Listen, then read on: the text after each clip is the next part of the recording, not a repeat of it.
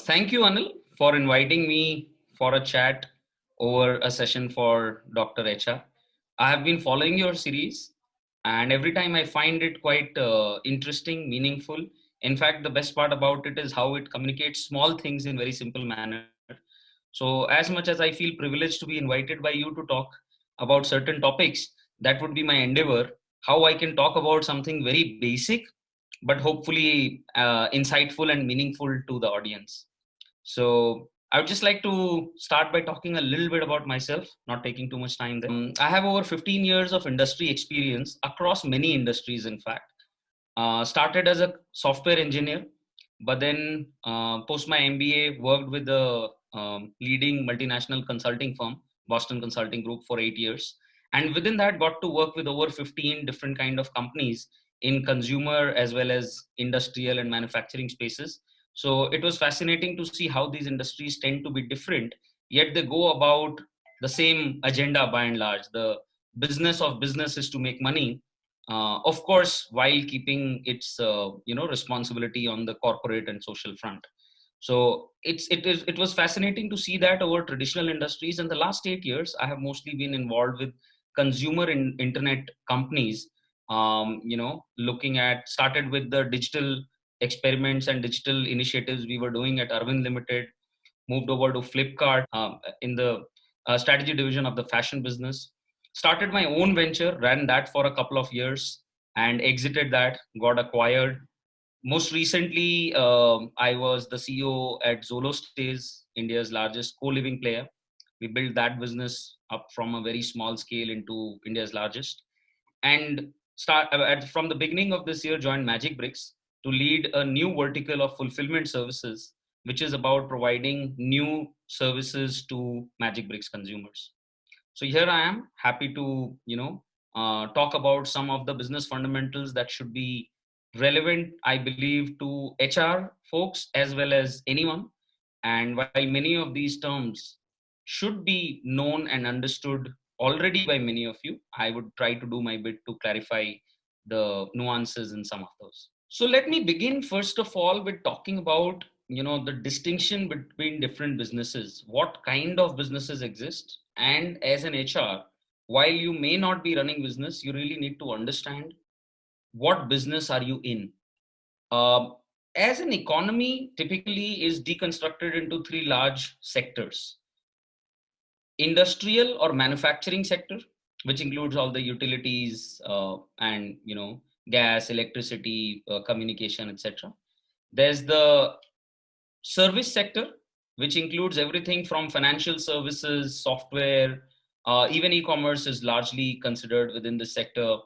And then other services like financial services, real estate, everything where you are not selling a product, you're not giving something in the hands of a consumer, but what you are helping the consumer make a decision or helping the consumer get to something, right? That's in the services sector. And the third part, which has been, of course, a very large pillar of our economy, is the agricultural sector. And agricultural is farming, but also includes fishing, forestry, and other sectors. Now, in terms of split, India has seen in the last 20 years a significant shift. At this point, over 50%, close to 55% of India's economy is the services sector. About 30% is the manufacturing sector, and about 15-16% is the agricultural sector. The other aspect to look at when you are in a business is who are you serving, which is, are you, predominantly speaking, it's classified either as a B2B business, which is business to business, and the second part is a B2C, which is business to consumer offering. Now let's look at each of these three sectors and see what does B2B or B2C mean within each. Classic industrial sector or manufacturing sector, let me talk about an automotive sector, for instance. An automotive sector is a B2B, is when, let's say, all the automotive parts, the what goes behind making the car. So there would be metal parts, there would be plastics, there would be these rubber parts or glasses and everything. Now there are a lot of manufacturer of these that you as a consumer don't see when you buy a car, but these are serving the big automakers from General Motors to, Hyundai and Honda and everyone. So there is an industry behind this industry, which is the B2B industry. And then the B2C industry is, of course, when a business is selling to the consumer. So when you go into a showroom and buy a Honda car, that's where the business is selling to the consumer.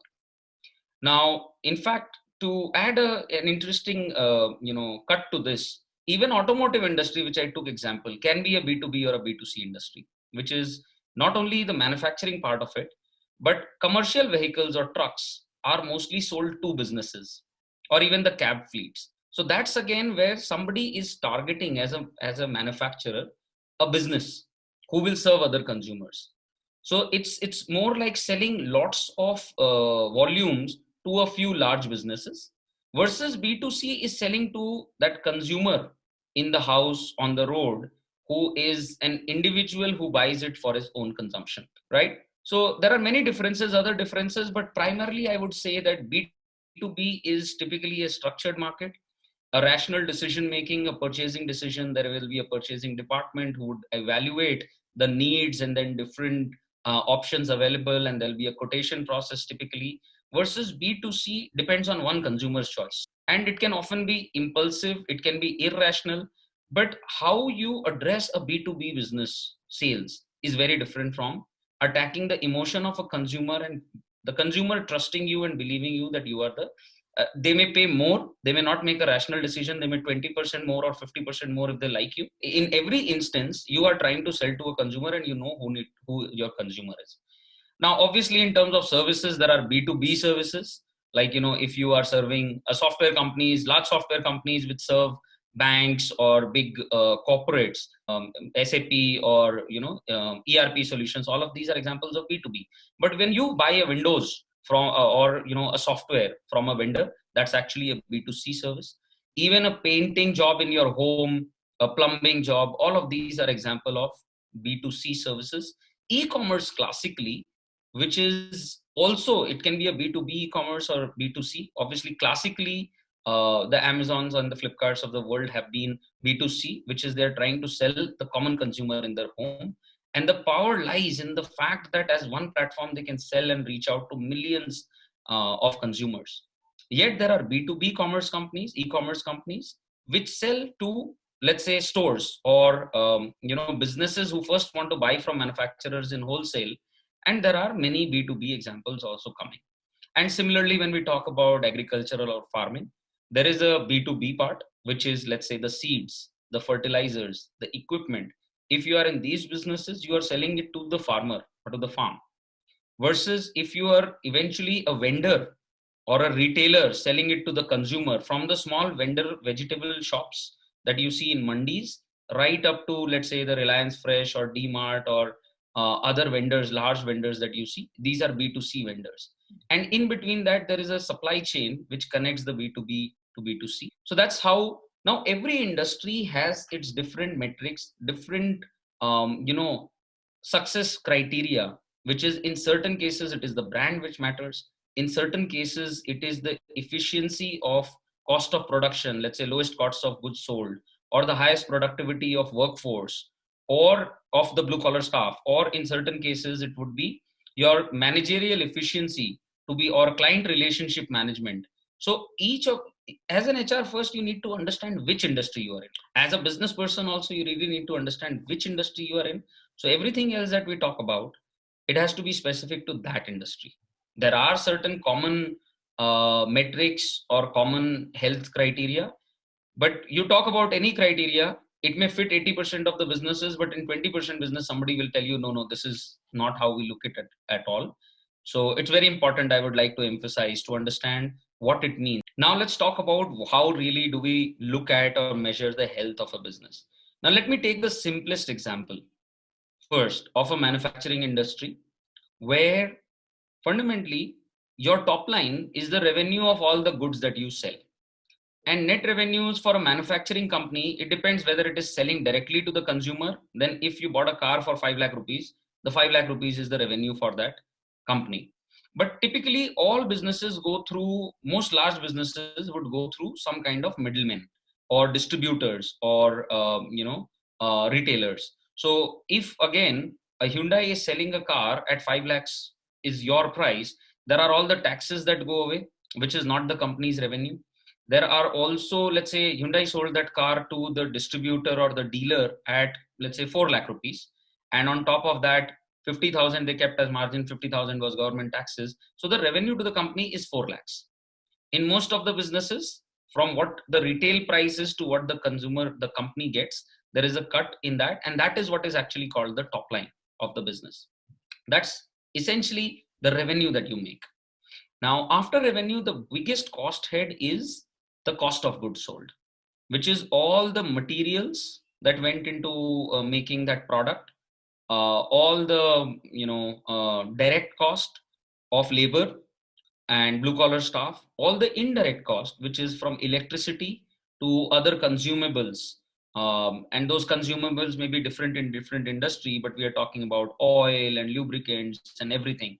So all of these together go to make a certain product, whether it is an automobile or a refrigerator, or let's say a fabric, a textiles business.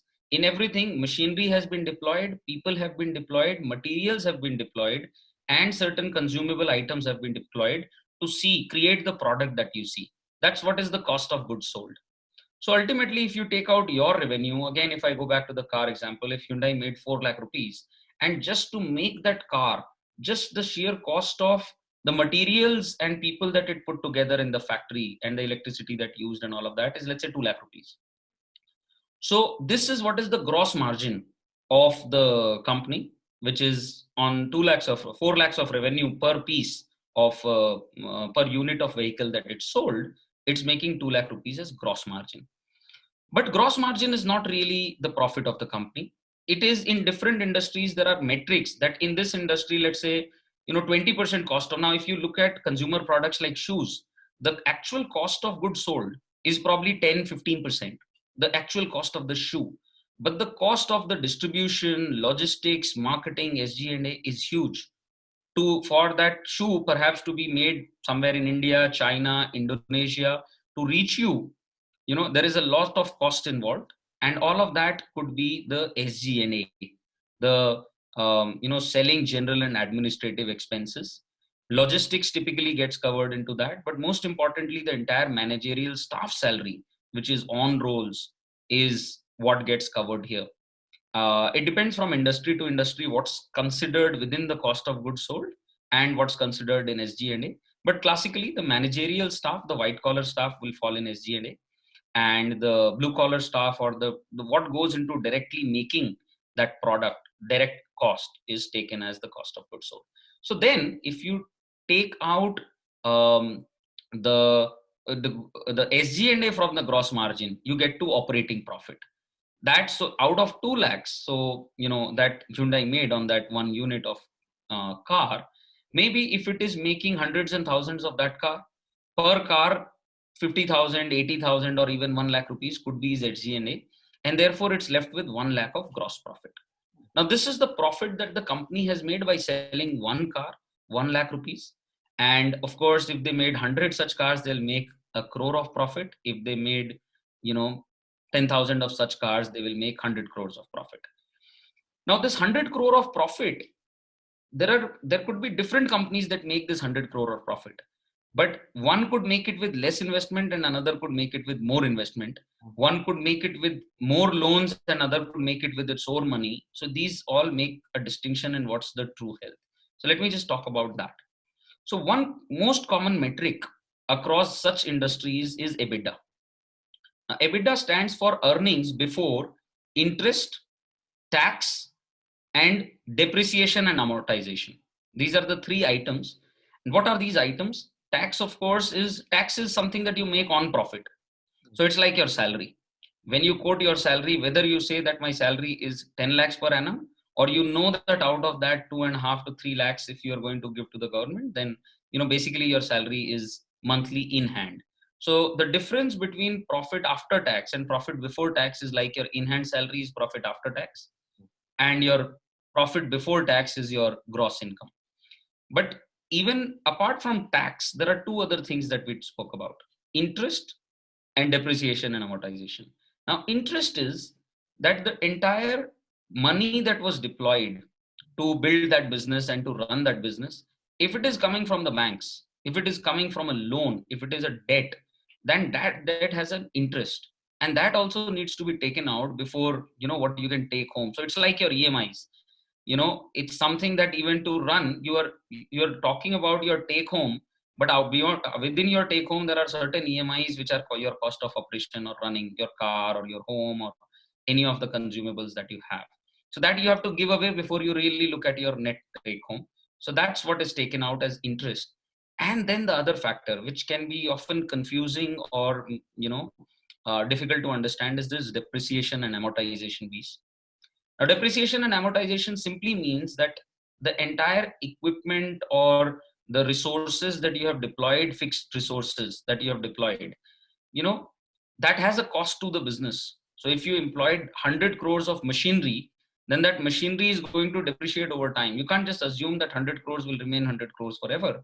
So based on different accounting principles, let's say 10 crores every year, you factor that into cost, so that over 10 years of life of that equipment, you have completely taken the cost. It's like the rent that you pay for operating. That is the depreciation and amortization of all the resources that you have. Now this is considered commonly as what the cash that you have generated in the business, and after generating that cash, you are giving it to your lenders, you are giving it to your government, or you are keeping certain money aside, which is the cost of running that operation itself. But fundamentally, the business has generated some kind of a cash flow, which is EBITDA. And like I said, EBITDA is the most common metric. It is in manufacturing industries, let's say. EBITDAs could be depending anywhere between 20% to 40%. Some industries could even go take it up to 50 or 60%, like mining industries or very heavy asset industry. But then, of course, there's no free lunch. So if you have a high EBITDA, it is because your variable cost of goods sold, and SG&A is very low, but your deployment in depreciation, your deployment in interest cost of capital is so high that ultimately your net income will probably be the same. And it really, the business wants to generate that net income, but net income can be confusing. So EBITDA can be used as a pretty simple metric for most people to understand business health. That said, like I started with saying, that it may be a beautiful metric for maybe 50, 60, 70% of the businesses, but in 30% businesses, it may not make any sense whatsoever, right? Because a business may run with 2% EBITDA only, and it may sound very, very small. But then if you run a business of 100 crores and generate 2 crores, let's say if I run a financial services business and I generate 100 crore of top line, but I keep my margin out of that is 2% as distributor of products, but my capital employed was only 10 lakhs or 20 lakhs, then this entire 2 crore is my profit. If I made the same 2 crores by deploying 100 crore of assets, then it's not the same thing. If I just deployed that 100 crore in an FD or in a liquid fund, I will get 8%, 9% return, right? So 8%, 9% is my EBITDA anyway there. So going back, you really need to understand what is your business. Within that, is EBITDA the right metric, or gross margin is the right metric, or your, what other metric you need to look at. But to cap it all, I think there is one metric which is defining all business health, which is the return on capital employed. It's called ROCE. Now, it simply means that you have employed X amount of capital and generated Y profit. Now, if the risk-free interest of rate is what the bank gives you, let's assume banks are risk-free. Now, that's not the case today anymore. But let's assume that if all banks were risk-free, or if government is risk-free, then you put 100 crores in the bank and you get, in India, typically you can get, let's say 7 to 8%, which is what is the risk-free capital. Now, any business that you do should generate more than this. If it is generating less than this, it is destroying value. If it is generating more than this, it is actually creating some value. So that's the capital return on capital employed, which is EBIT, or earning before interest and tax is considered a good measure for numerator of this. Let's say that, again, going back to probably that Hyundai example, that 1 lakh rupees, which was your gross profit, if you even take the depreciation and amortization cost out, right, you're left with, let's say, 50,000. Now, this is your true profit. Now, if there are two companies who make 50,000 rupees per unit, but one company made it with lesser investment, that company is doing better. And the company which made it with more resources, more financial resources, is doing worse off. And the cutoff would be that at least you need to make more than what is the risk-free capital.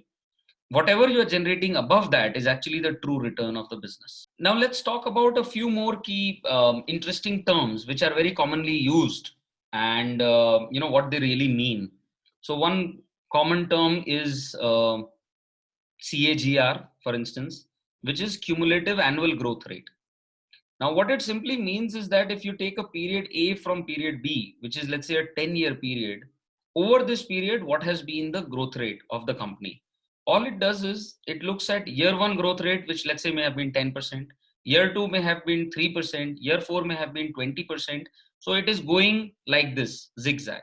But if you draw a straight line from point A to point B and were to represent that growth by one number, it is the cumulative annual growth rate. Let me take an example again and say that, let's say you invested money in a stock.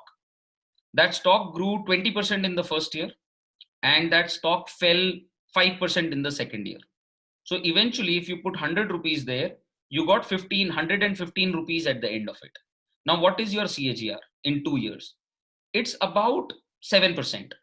So your 100 rupees became 107 in the first year, and then 107 became 115. It grew by another 7% in the second year. So your CAGR for these 2 years was 7%.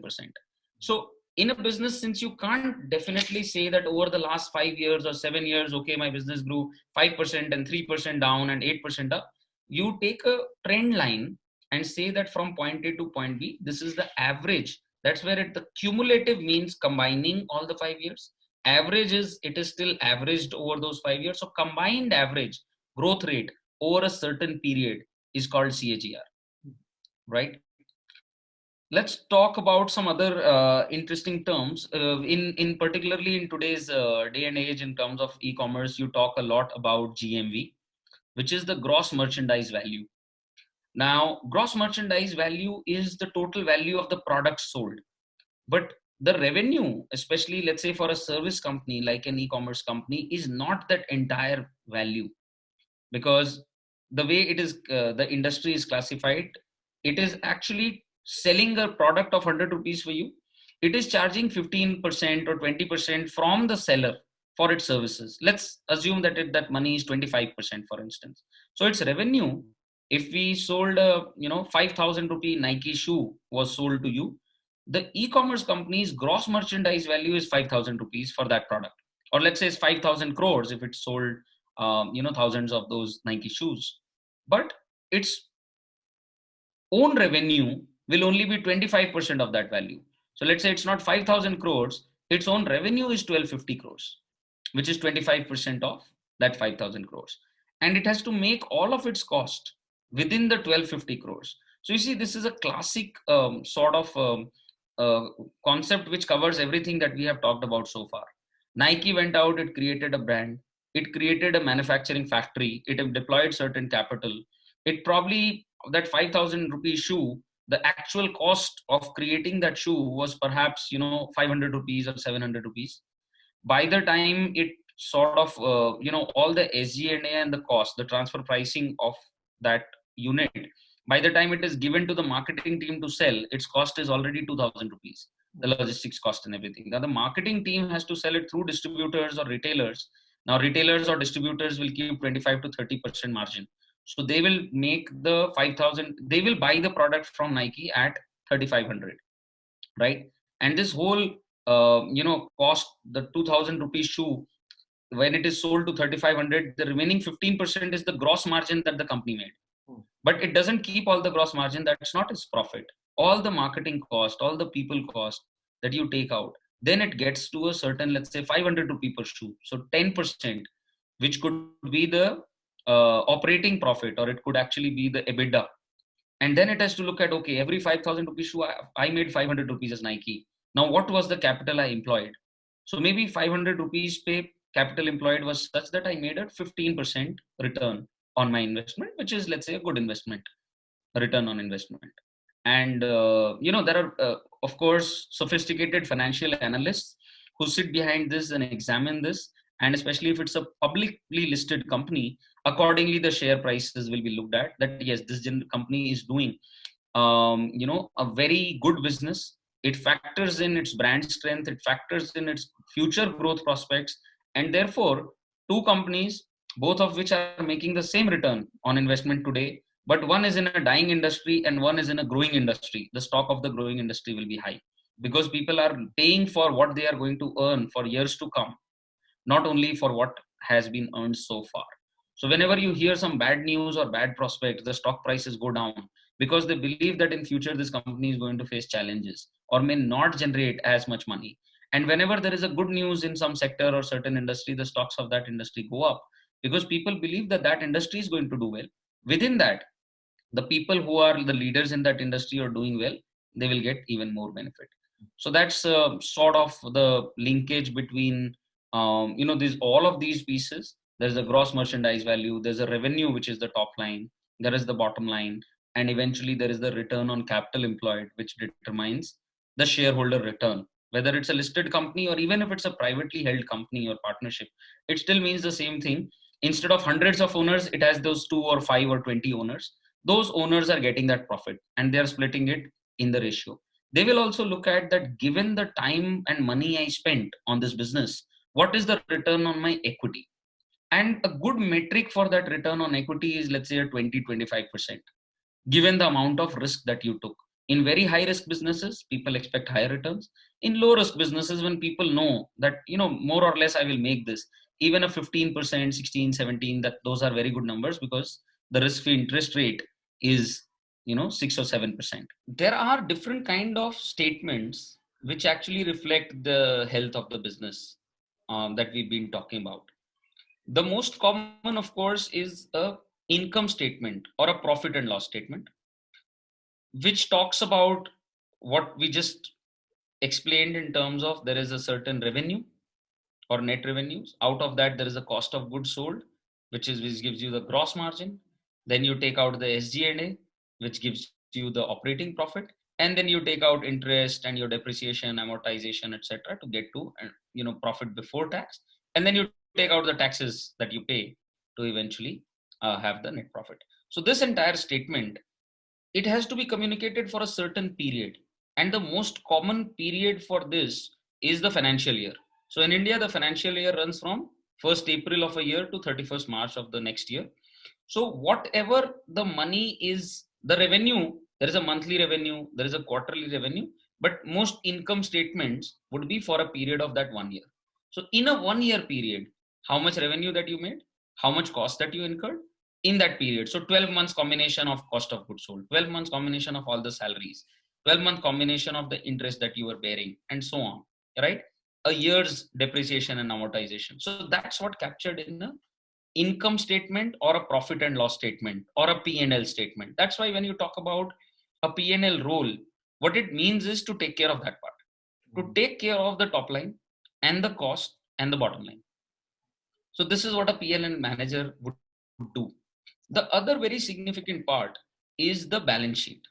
Now, what the balance sheet means is that the business has generated a certain profit, but based on what kind of resources. So balance sheet is like an account of the resources of the company. It typically has assets and liabilities, which means that I took so much capital from the owner. The business took so much capital. On top of that, they took, so owner's capital or share equity, that is the liability of the business to the owner. Similarly, the business may have liability to banks, long-term debt, short-term debt, etc. So all of these are liabilities. And in terms of assets, what does it do? It takes all of this money. Now the assets can be either, let's say, it took 100 crore of rupees and 10 crores is still lying in its bank.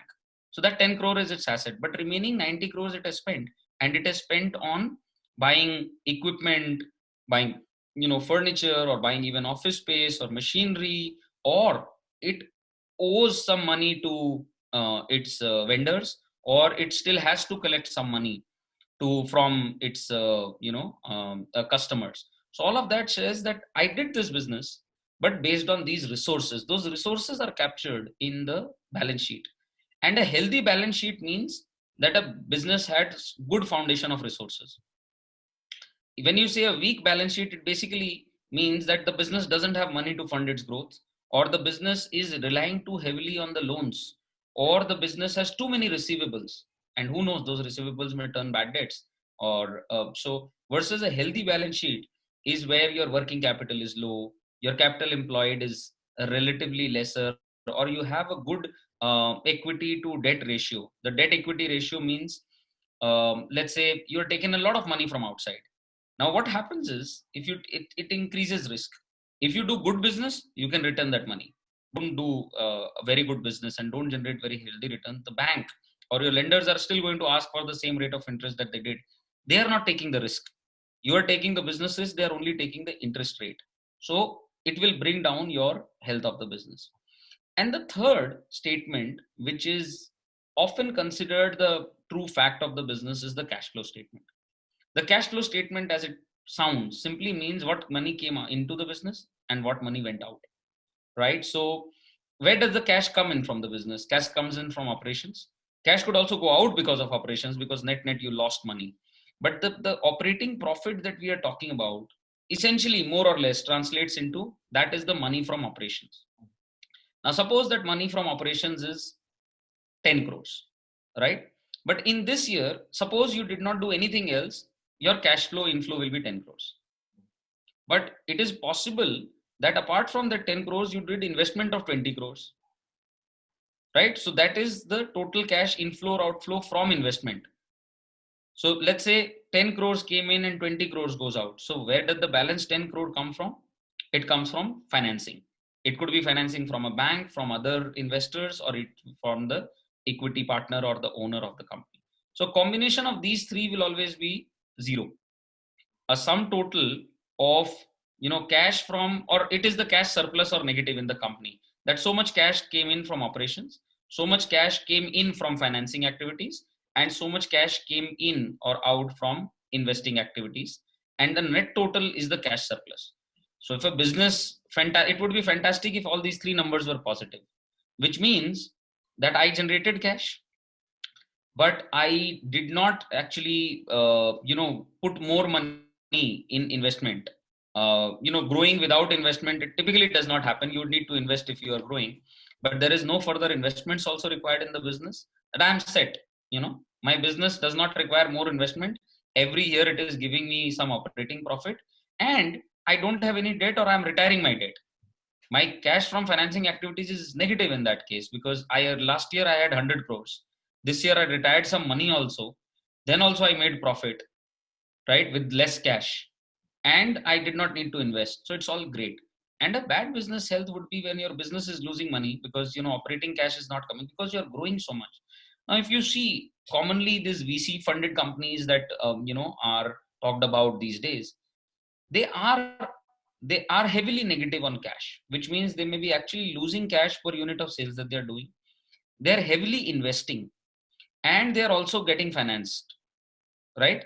So, but with the negative cash flow, hugely negative cash flow, also there is a belief that this is like an investment into future. Today the whole company is making 1,000 crore of negative cash flow, but this negative cash flow is like investment for 5 years or 3 years or whatever. 3 to 5 years is considered a good period. 7, 8 years is considered, whereby when the business should start turning positive. And everything that you would get in the next, I don't know, 10 years, 20 years, 100 years, depending on the longevity of that business, will be based on the money that you lost in the first 10 years or 8 years.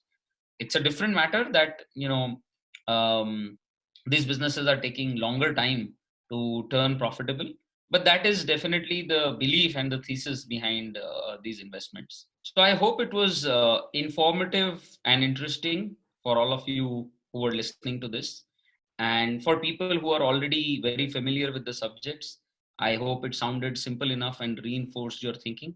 And if there are more thoughts or inputs about what I just spoke, please feel free to reach out to me and give me that direct feedback. I would welcome that. Many thanks to Anil, my colleague and friend, who gave me this opportunity to talk to you and express what I felt was really how the health of business should be looked at. And I hope it helps every one of you who are listening to it. Thank you so much.